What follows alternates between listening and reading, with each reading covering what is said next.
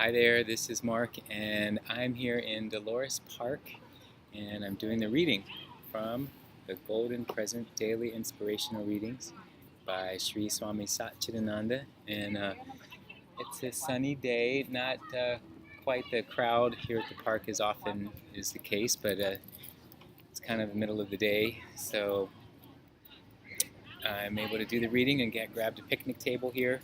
This is for October 8th, and the topic is, it all boils down to this one thing.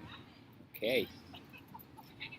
A great saint by the name of Manikavasagar said, "Lord, you know what I want, and you will give me everything that I need.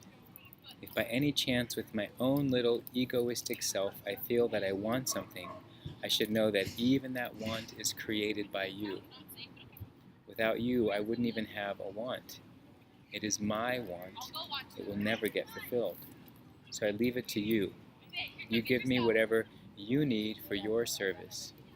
The minute you think that I have finished with that tool, I don't need it anymore, take it away." It all boils down to this one thing: faith in a higher power, an unseen hand that constantly molds. You put me here, I am here. You gave me this job, I am doing it. There's no superiority, inferiority. No, how come he is doing that while I am doing this? No, God selects each one for his work, and he gives various jobs to various people. Everything is equally great. There is nothing superior or inferior. Do every job joyfully as God's work. In the process of working, if your mind goes through some turmoil, suspicion, or doubt, it will get cleared up when you meditate. All the problems that you created in your doing are undone by meditating. That's why meditation is so important.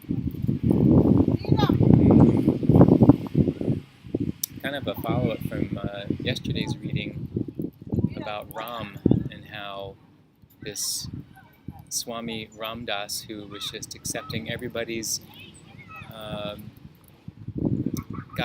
guidance to him, was the guidance from a higher power. So he would just accept it. So if someone said sit down, he would sit down. If they said stand up, he would stand up. So this is a similar kind of guidance in that we're recognizing there is some higher power that's offering us all the doings and undoings in our life. And again, this can be something that I know I have to kind of think about a little harder, because maybe I can be okay with it with some of my choices and how I've landed on some certain things, but when I think about some other people in the world,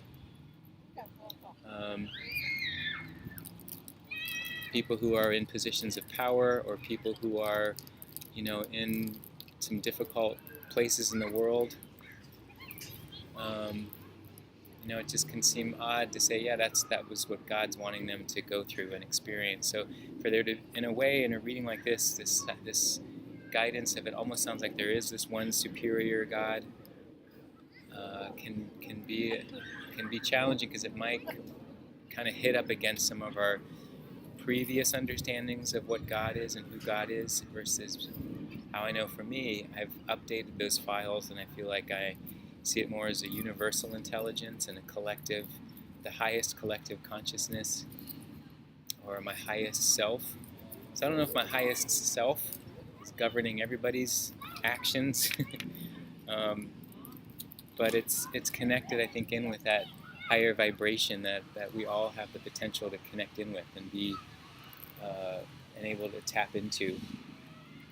So this idea that nothing is superior and nothing is inferior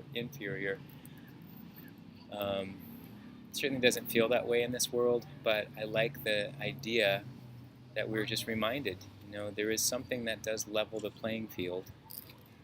We all are made up of the same substances. We all have vibration.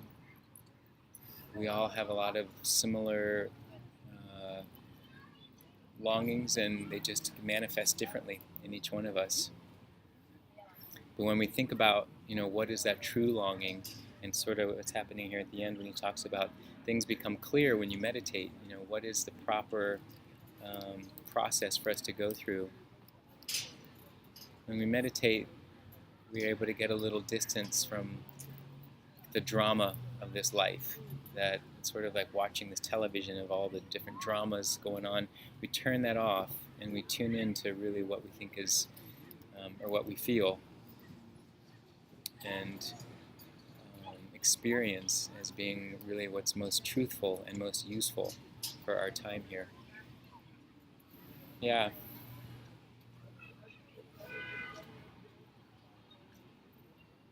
I think, you know, one of the goals is to be able to keep coming back to your peace. And so if this is one way to do that, you know, simply having faith that there's something higher and greater that's helping guide things, you know, as